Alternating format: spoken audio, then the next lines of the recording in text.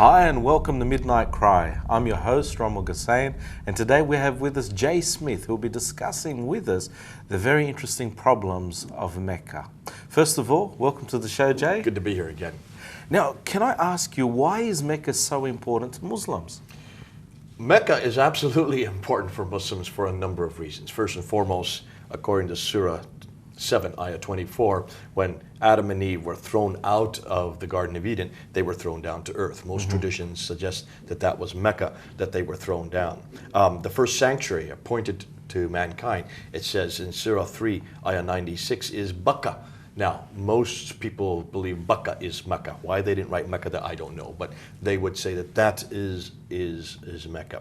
Mecca is the mother of all settlements, according to Surah 692 and according to Surah 42, Ayah 5, proving that it is absolutely essential for Muslims because the Quran points to it as the greatest settlement, the first settlement.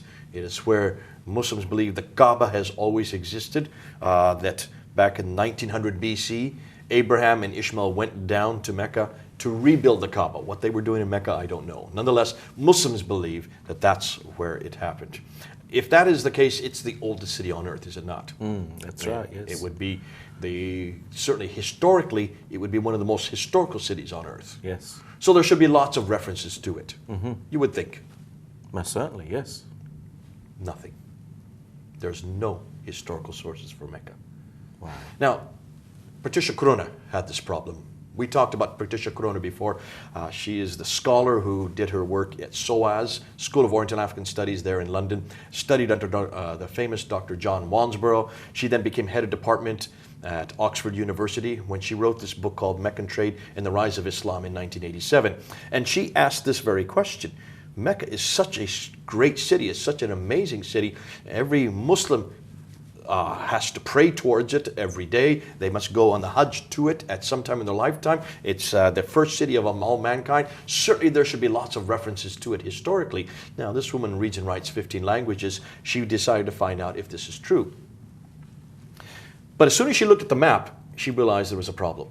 And we talked about this in the last episode. She noticed that the trade route that started at Aden and went up through Sana'a and Taif supposedly should have gone down to Mecca, then back up to Yathrib, up to Khaybar, Tabuk, and on up to Gaza. That trade route, if it did go down to Mecca, it'd have to come off the western plateau of Arabia and have to go back down to Mecca 1,000 feet, then come back up 1,000 feet to get up to Yathrib. So she says, why hadn't anybody asked this question before? Certainly, Rommel, if it was a center of trade, it should be on the western plateau. Yes. More than that, there's no water in Mecca. It only has one well, the Zamzam well that we know today, the famous Zamzam well. That could not have accommodated large caravans. But most importantly, there should be some reference to it.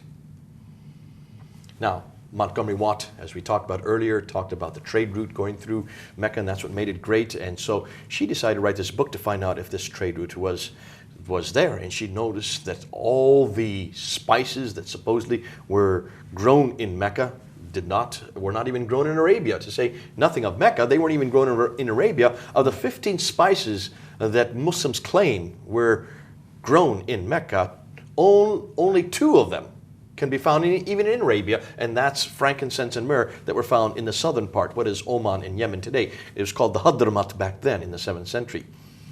All the other spices either came from India in the east or from Ethiopia and Africa in the west. Now, that was a problem because she wanted to find out if there's any historical evidence for Mecca being part of the trade route. So she went to all the trading documents. And when she looked at the trading documents, she noticed that there was no reference to Arabs in these documents. See, all the trade came from India over here in the east and went across the Arabian Sea, used to go up over through the Persian Gulf, but as I said in the last episode, that was shut down because of the wars between the Sassanids and the Byzantines, so it had to be redirected back up here to Aden in the south, and then went up to the western plateau through all those cities up to Gaza in the north. And she said, hold on a minute, you've got a problem with this. Now, Rommel, when you look at the map itself, now my 10-year-old son, I did this test on him. I said, Eli, when he was 10 years old, I said, Eli, can you see our problem with this trade route theory? Can you see the problem, Rummel? Yes, definitely. Mecca's not on a trade route.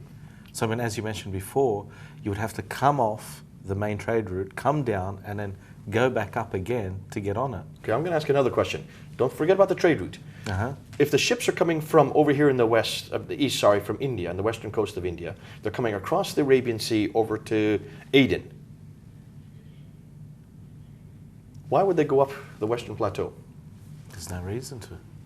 My 10-year-old son saw it, and I hope you people are watching, see if you can see the problem. Look at the map and see what's wrong with that theory. Now, my 10-year-old son saw it within 5 minutes. He said, Daddy, why would they go take all their material on board ship, come across the Arabian Sea, come over to Aden, and take off all their goods in Aden if they have a waterway going up the west coast called the Red Sea? Why would they take off all their goods if they can continue to use a boat? Yes. Patricia Corona asked this question as well. She says, hold on a minute. We know that a ton of goods on land would cost the same amount, just 50 miles on land, as 1,250 miles by sea. Wow. To take a ton of goods just 50 miles by land would cost the same amount as 1,250 miles by sea, which is about the length that we're talking about for the Red Sea, 1,250 miles. It would have been prohibitively expensive to take all these goods, take them off the ships, and they're in Aden, and send them up through my camel caravan, up through the Western Plateau, stopping at all these oases all the way up to the top, having to protect them, having to pay for each place they stayed at, having to pay for protection money, all that material to feed the camels, to also because of the weather and all the difficulties that are having, the dust storms, all that wear and tear, when you just could leave them on the ship, have them go right up the Red Sea. Yes. That's why we have shipping today. Most of our goods that come from the east come by ship. They don't come by air. They don't come by land. It would have been too slow by land. Ship is the best way to take lots of goods. Why? Because it's free. You use the wind. That's right. You just float on water. You can have as much as you want. She says, why hadn't anybody thought this through? So she decided to test out her theory. And so she went back, and because she could read all these documents, she went back to the trading documents from the 1st century, the 2nd century, the 3rd century, the 4th century, the 5th century, right up until the 7th century. She went back and read all these documents, no reference anywhere to Arabs at all. In fact, what came up over and over again, the people who controlled the trade from India in the east all the way up to the Mediterranean, because that's where all the goods were going to, the Mediterranean world, they were Africans. They were actually Ethiopians. The name that comes up over and over again is Agilis. Agilis was the capital of what is today Eritrea. Agilis comes up over and over again. They were the seafarers. Which is right on the coast. That's right. It is. They were the one that controlled the trade because they were seafarers. The Arabs hated water. They were camel herders. They were nomadic. They were desert people. They didn't like the ocean. They did not build great boats and were known for trading on the sea. No, but the Ethiopians were. And their names come up over and over again in all the trading documents way over here in India. Wow. She said, why hadn't anybody done this homework? Why hadn't anybody done and looked and asked this simple question? And in one fell swoop, she destroyed Montgomery Watt's trade route theory. So what we're saying here is not that Mecca did not exist, but it wasn't as important as it is made to be. Okay. She's saying that. Yes. But did it exist? Let's even ask that question. And that was the next question she asked. So she wanted to find out if anybody knew about this place, since it wasn't the center of trade. If there was no trade coming up the western coast. There was no crossroads, certainly no crossroads. She went up to Ctesiphon, what is today Baghdad, and she looked at all the Sassanid documents. She could read it. She could read ancient Persian, being a linguist. She looked at their documents, and she noticed that they had found silver in Yathrib. Yathrib is now known as Medina today. Its archaic name was Yathrib. And she found that there were silver mines there, and these Persians found these silver mines. So they came across the desert over to Yathrib, and they built silver mines there. And they write about it. And she read their material. And they talk about Khaybar in the north, and they talk about Taif, but they don't refer anything about Mecca. Yet they're just northeast of Mecca. They knew nothing about this city. So then she went to the trading documents to find out, when do we find the first reference to the city? She went through all the trading. She went through the historical writers, men like Procopius, Cosmas, Procopius were traveling all through that area. They were writing about Khaybar. They wrote about Yathrib. They knew about Taif. None of their writings talk about Mecca. Not one reference to Mecca. Wow. Until 741. Not until 741 is there any reference to Mecca. 741. Muhammad died when? 632. So you're talking about a good 10 years after Muhammad's death. Do you find the first reference to Mecca? And this was in the Apocalypse of Pseudo-Methodius Continuata Byzantia Arabica. That's the first document that refers to Mecca. 741. If you don't have any reference to Mecca until 741, what are you going to do with the Quran? What are you going to do with this book, which talks about Mecca in Surah 2, in Surah 3? What are you going to do in Surah 42 that refers to it? All these refer to Mecca. Well, you can pretty well say that this book has some problems. What are you going to do with the whole premise that Mecca was the center of the world? That Adam and Eve were thrown down to it? And no longer becomes reliable. It looks like all this is fraudulent. All this is fraudulent. But then let's stop and ask yourself, remember what we said at the very first 2 episodes, where we talked about the traditions, all the traditions surrounding how this book is to be read, all the traditions surrounding who Muhammad was, how he lived, what he did, walk, talk, eat, drink, sleep, everything that he did in his life and what he said. All that is written in the 9th and 10th century for what was happening in the 7th century. And then as we talked about in the second episode, how that Islam needed to have its own identity. The Arabs needed to have an identity, so they created a religion called Islam. They called themselves Muslims, but in order to do that, they had to have a prophet who then needed a book. And once you have a book, you need to put it into a place. You need to find a place to house it. Now, before it had been Jerusalem. Couldn't leave it in Jerusalem because that's where the Jews and Christians pointed to, and that's where all these prophets that come in the line of Isaac lived. But how are you going to find, if you're going to have your lineage and your identity is coming through Ishmael, you therefore it's going to have to place Ishmael, or you're going to have to place your prophet in a place that is uniquely Arab, in the Arab Peninsula. And you're going to have to choose a city that doesn't have much history. But more than that, a city that probably was a sanctuary prior to Islam. That's why I believe Mecca was chosen. Wow. Mecca was chosen because it is in Arabia. We don't have any reference that Muhammad lived there. What's interesting, Patricia Corona also did a whole study on the Hijrah.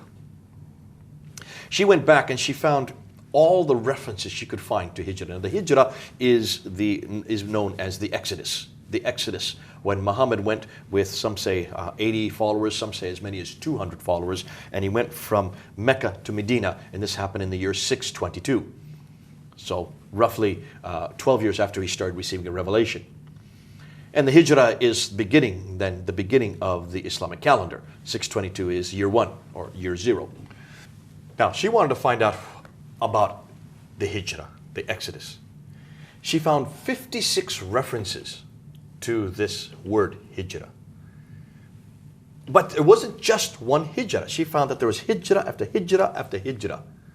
Abu Dawud even refers to the Hijrah after Hijrah, the many Hijrahs. In fact, it was a whole way of life, of movement. And what she noticed is that they referred to a place in the Hijaz, but no reference in any one of these Hijrahs from Mecca. Some of them were from Medina, some from the Hijaz to the north. Almost all of them talked about going to the north. In some cases, Palestine, to the land of their inheritance, which would be, of course, the land of Abraham. Not one reference anywhere to Mecca. Wow. And that's strange because in as far as we understand, from the Muslim sources, there is one Hijrah, not many. Is that right? Only one. One. And that's 622. And the second thing is it's from Mecca to Medina. But now what you're saying is it's in a completely different direction. It's going up to Palestine. Is that right? We don't even know what Hijrah it's talking about. So it looks like this whole idea of Hijrah or Exodus is a way of life. A way of life that all Muslims are to follow. But not a one event. Not a beginning of any calendar. Wow. Now, if you put that into scope and you ask, well, then what's the significance of this for Mecca? It kind of destroys any authenticity for the city of Mecca, because not only is there no reference to the city of Mecca, there's no reference to any people moving from Mecca to another place. What's more, all the references to Mecca that we do find don't even begin to appear until 741 and then later. And if it's 741 and later, what was going on in the 7th century, in 632 or earlier?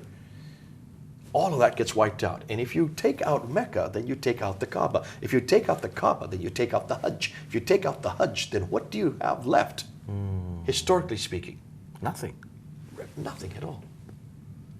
And that's why this has proven to be so devastating to the whole edifice of Islam.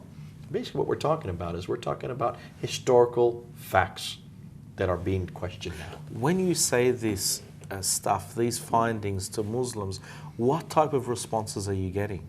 Well, Muslims are frustrated with it. And I remember when Tom Holland's documentary came out in August of 2012, when that was shown on Channel 4 television there in United Kingdom, which is one of the top 4 television channels that we have, there was an outcry, and over 1,000 people wrote in to Ofcom to stop this from being shown again. So they stopped it. They didn't show it a second time. They censored it. Now put that in contradistinction of another show that was shown a number of years ago on BBC television called the Jerry Springer the Opera, which is a mockery of Jesus Christ. It has Jesus Christ in nappies, prancing around like a little baby. And Christians wrote in and says, please don't show this on BBC. BBC is public channel. It's what we pay for.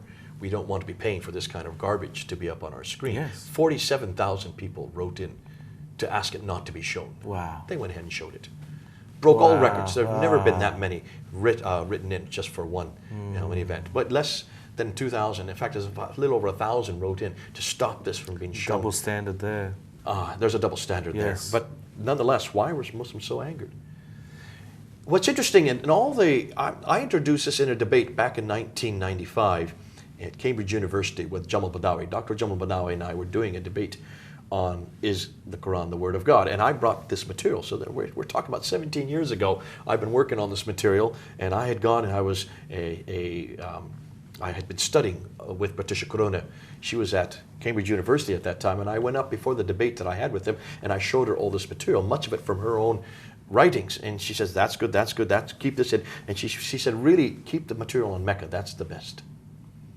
So I questioned him in 1995 about all these historical problems, including Mecca. And then we put that paper up on our website. It's still there today. We put that up in 1995. Now we're in 2012.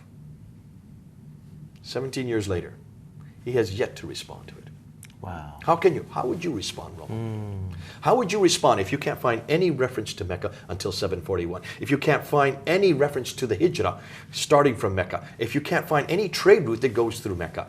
If even the trade route that is there could not have gone across the Western Plateau, because all the trade would have gone up through the sea, the Red Sea, and that all the trading documents show the names of Eritreans, Agilis, no reference to any Arabs at all. They didn't have any seafaring ships. They were camel herders. They were basically nomadic people. They were desert people. How are you going to support Mecca if even the trade route that is on the Western Plateau, that starts in Aden in the south and goes to Gaza in the north, that all followed along the Western Plateau, and that if they did ever go to Mecca, they'd have to come down 1,000 feet and go back up 1,000 feet. What are you going to do to respond to that? How would you, if you were a Muslim, respond to that historically?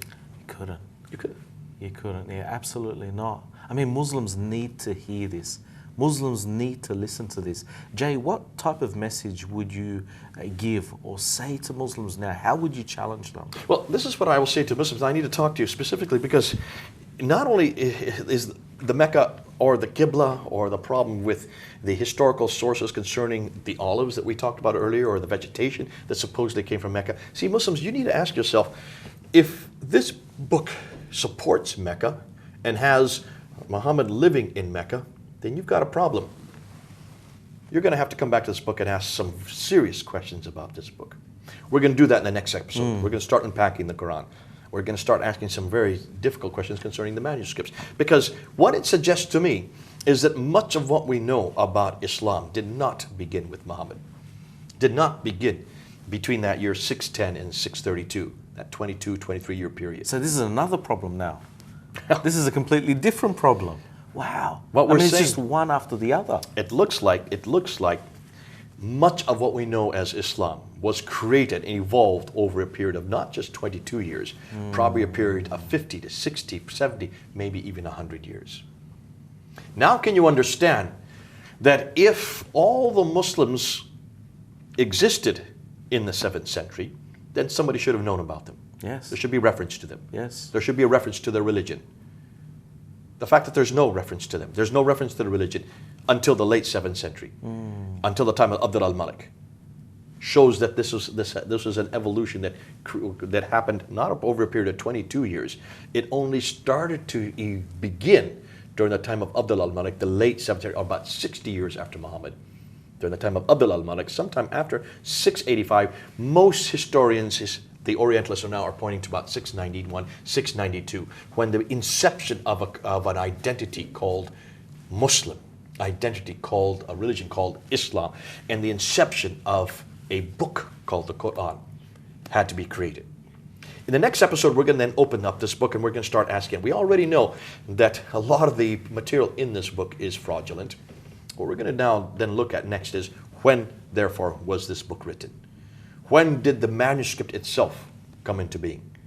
When did the Quran, which is the, as you know, is the pillar of it, is the bastion for Islam, when was it put together?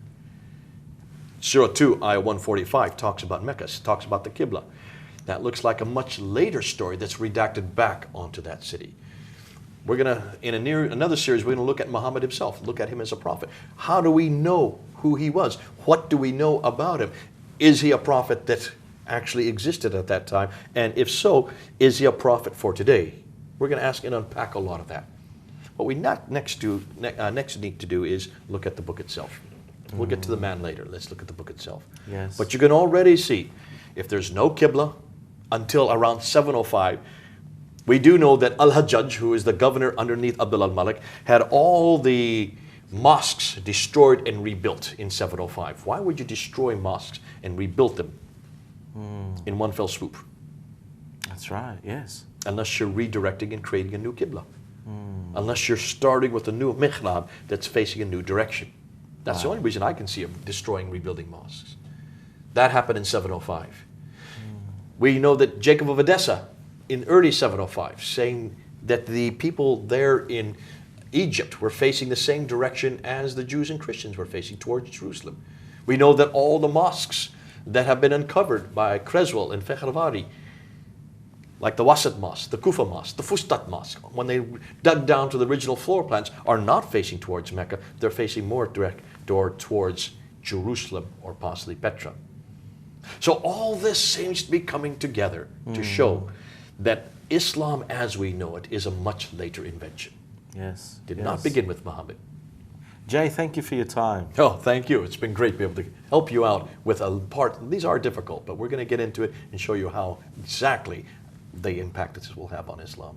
Most certainly. A lot of the time we get caught up in the theology, the things that the Quran says and the things that it teaches.